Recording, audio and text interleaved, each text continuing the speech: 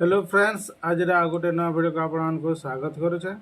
आज आम संबलपुरी कपड़े बहुत सुंदर ब्लाउज डिजाइन गोटे बनामा।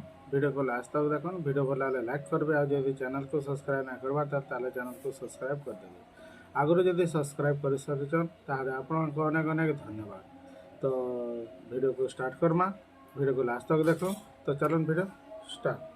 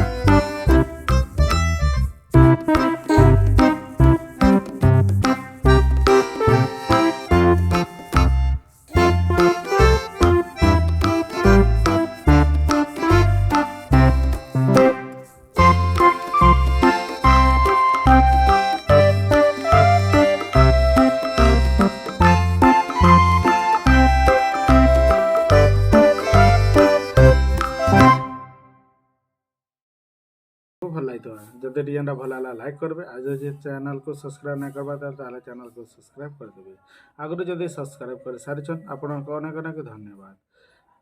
तो आज लगे ये आपंकर बहुमूल्य समय देखिए वीडियो को लास्ट तक देखी लगे आपको अनेक अनेक धन्यवाद। तो आज ये रही जय जगन्नाथ जय माँ समलेई।